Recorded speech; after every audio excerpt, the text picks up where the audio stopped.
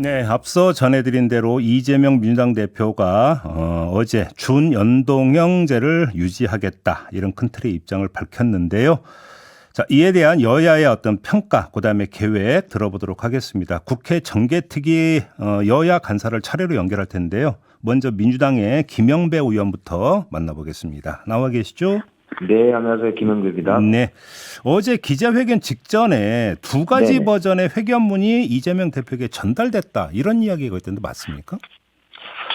예, 어저께 이 대표의 정말 결단으로 이루어진 기자회견이었는데요. 네. 뭐 두 가지 버전이 전달된 건 아니고 두 가지의 견해가 팽팽히 맞섰다 이렇게 보시면 될 것 같습니다. 아, 그러니까요. 뭐 그 두 개의 견해가 맞선 것은 계속 이제 전해졌던 내용인데 네. 발표문 자체도 혹시 두 가지 버전이었는지를 여쭤본 거거든요. 밤에 이제 참모진이 아마 두 가지 버전으로 준비를 했던 것 같고요. 네. 실제로 대표는 결심을 하고 아마 이렇게 준비를 했던 걸로 그렇게 알고 있습니다. 알겠습니다. 그 뭐 사소한 것이긴 하지만 궁금한 게 그냥 위성정당이면 위성정당이지 준위성정당은 어떤 개념입니까? 그러니까 이게 이제 애초에 국민의힘이 침대 축구로 일관을 하다 보니까 옛날 회기 그러니까 병리평으로 돌아가자라고 하는 국민의힘의 억지에 의해서 협상이 전혀 진전이 없었거든요. 예. 그러다 보니까 이제 현재 있는 법 그대로 진행을 하게 되면 위성정당을 만들겠다 이렇게 이제 협박을 사실상 국민의힘께서 해왔고 실제로 한동훈 비대위원장이 들어서고 나서도 개혁 정치를 하겠다고 하면서도 국민의 미래라고 하는 위성정당을 버젓이 창당 절차에 돌입한 거 아닙니까? 네. 그러니까 이런 상태에서 그러면 어떻게 할 거냐가 우리 당내에서 굉장히 고민이었거든요. 네. 그래서 민주당 혼자 죄송합니다. 만들면 위성정당을 또 민주당이 국민의힘 따라서 또 만든다 이런 이제 비판이 제기될 게 뻔했기 때문에 고민이 많았거든요. 그냥 이거저거 근데 떠나서요. 그러니까 4년 네네. 전에 더불어시민당 모델하고 다른 게 아무것도 없지 않습니까? 지금 이제 결국에는 국민의힘의 억지 주장 때문에 민주당이 사실은 법을 결국에는 바꿀 수가 없었던 데 대해서 결국 이재명 대표도 보면은 마지막에 국민들께 죄송하다 이런 말씀을 드렸고 그런데 좀 이해해 주십시오 이런 말씀을 드린 거거든요. 그러니까요. 어차피 다를 게 없는데 그냥 위성정당이라고 하지 굳이 앞에 준자를 또 뭐하러 붙이느냐라고 하는 질문 요지였고요. 그 과정에서 권역별 비례제로 가면서 소수 정당의 일적 의석을 배분하는 이런 방안이 이제 민주당 안에서 잠깐 나온 바가 있지 않습니까? 맞습니다. 혹시 이게 정개특위의 협상 테이블에 올라가는데 국민의힘이 안 받은 겁니까? 어떻게 되는 겁니까? 전후 과정이? 이제 그 안뿐만 아니고 이제 그 이외에 캡을 씌워서 네. 연동형과 병리평을 병존시켜서 협상을 할 수 있는 안을 제시를 여러 차례 했었거든요. 네. 근데 국민의힘에서는 일고의 그런 이제 고민도 없이 병리평으로 자기들 이해관계에 맞지 않으면 아무것도 협상하지 않겠다는 그런 자세로 일관했기 때문에 협상 자체가 전혀 진전이 안 됐던 겁니다. 알겠습니다. 네. 자, 그럼 아무튼 준연동형제 유지를 하고 이재명 대표의 표현을 빌면 통합형 비례 정당을 만들겠다는 거 아니겠습니까? 그러면 여기에 그 통합형 비례 정당에 그 참여하는 대상 정당은 어디까지 포괄될 수 있는 겁니까? 예를 들어서 녹색 정의당도 들어올 수 있는 겁니까? 못 들어오는 겁니까?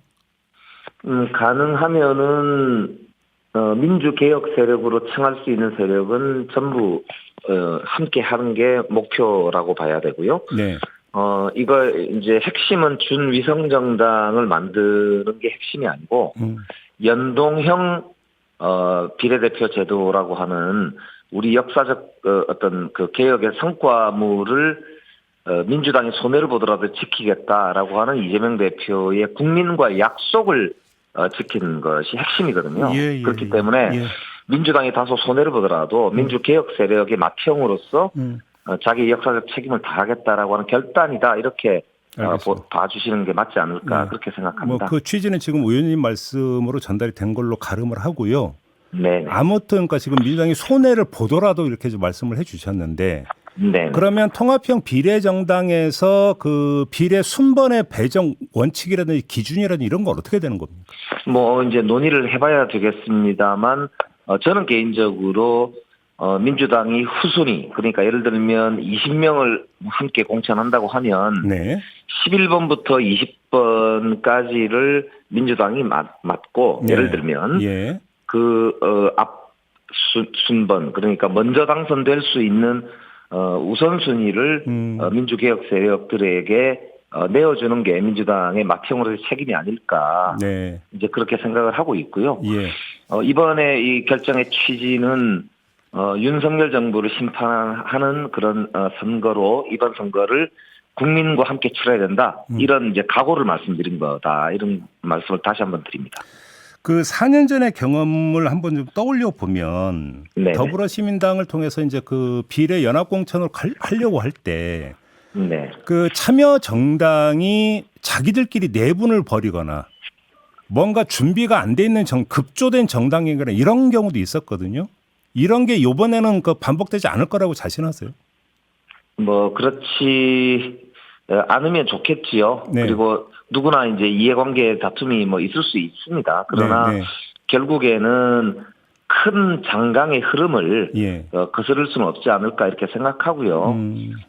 저는 역사적 대의에 동참한다면 저는 뭐 작은 이해관계 다툼은 예. 결국 큰 흐름에서 우리가 함께 해결할 수 있지 않을까 이런 기대를 가지고 있습니다. 지금 의원님께서는 민주당이 예. 맏형으로서의 역할을 얼마나 잘 하느냐 이게 문제겠죠.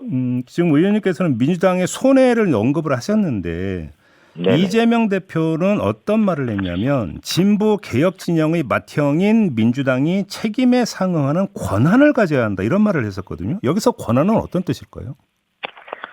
아무래도 맏형이 예. 책임도 지지만 책임을 지려면 그만큼의 어느 정도의 권한도 있어야 되는 거잖아요. 네. 여기서 권한이라는 거는 좀 질서를 잡을 수 있는 그런 이제 권한이 아닐까라는 생각이 들고요. 잠깐만요, 민주당이 의원님. 여기서 질서를 잡을 수 있는 권한이라는 게 공천 기준이라든지 공천 최종 결정 이런 걸 말씀하시는 겁니까 혹시? 뭐 아무래도 이제 그 국민들이 보시기에 네.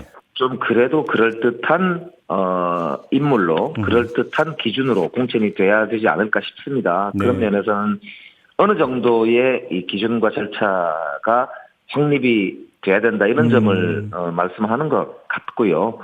애초에 민주당이 혼자 마음대로 할 거였으면 이런 결정을 하지도 않았습니다. 그렇기 때문에 네. 민주당을 한번 믿어주시고 민주당이 통 크게 양보한 만큼 저는 국민의 눈높이에서 우리가 이런 결정들을 함께 해나갈 수 있다. 네. 이런 이제 좀 한번 믿음 이런 걸 가져주시면 어떨까. 관련해서 그런 그러면 말씀 한 가지 또 기억이 떠오르는 게 있어서 여쭤보는 건데요. 그 민주당의 권한에 네네. 다른 소수 정당이 추천한 비례 후보에 대한 적격성 검증도 그럼 민주당에서 한다 이렇게 이해를 해야 될까요? 왜냐하면 4년 전에 그런 비슷한 문제가 좀 있었거든요. 그래서 함께 그거는 이제 기구를 만들고 하면 함께 해야 되지 않을까 싶습니다. 그래요? 이거는 어차피 공동으로 진행하는 일이기 때문에요. 네네. 민주당 혼자 책임질 그런 이제 상황이 아니기 때문에 예. 저는 국민적 눈높이에서 함께 진행해야 되지 않을까 그렇게 생각합니다. 근데 사실 이제 시간이 무한정이 있는 게 아니다 보니까 만약에 그런 검증을 하려면 절대적 시간을 확보를 해야 되지 않습니까? 그러면 데드라인이 설정이 돼야 되는데 통합형 비례정당에 참여하는 소수 정당을 어느 시점에서 어떻게 끊을 것이고 그다음에 배분 원칙이 어떻게 할 것인가 이걸 모든 걸 도출하는 데드라인을 어떻게 잡아야 되는 겁니까? 지금 이제 아무래도 선거법상 유권자 명부가 작성이 되고 예. 그리고 후보자 등록이 시작되는 시점 그러니까 3월 21일이 이제 후보자 등록이 시작되는 시점입니다. 네네. 그러면 적어도 그 시점에서 일주일 전까지는 정비가 다 끝나야 되지 않을까 싶고요. 그래서 전열을 갖추는 게 아무래도 3월 중순까지는 끝나야 되기 때문에 3월 15일 정도까지는 끝내야 된다. 그렇습니다. 그러면은 적어도 3월 초까지는 네.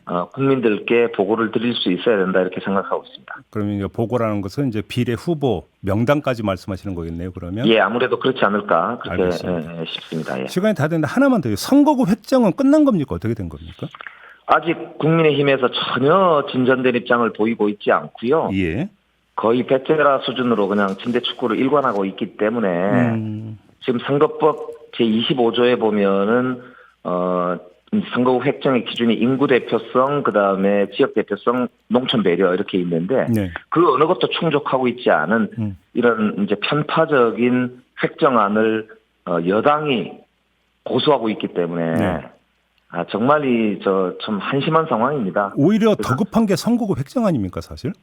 그렇습니다. 그래서 제가 어저께도 말씀을 드렸는데요. 네. 여당 간사님한테 네. 빨리 끝냅시다. 이렇게 이제 말씀을 올렸는데 여당이 지금 보니까 어제 이재명 대표의 이 광주 선언에 대해서 굉장히 당황하신 거 아닌가 싶고 보니까 약간 우왕좌왕 하시는 것 같아요. 아, 그래요? 그래서 예. 빨리 좀 진전된 협상안을 가지고 나오셔야 된다. 이 말씀 꼭 드리고 싶습니다. 알겠습니다. 자, 의원님 말씀은 여기까지 들어야 될 것 같네요. 고맙습니다, 의원님. 네, 고맙습니다. 네, 국회 정개특위 야당 간사를 맡고 있는 김영배 민주당 의원이었고요.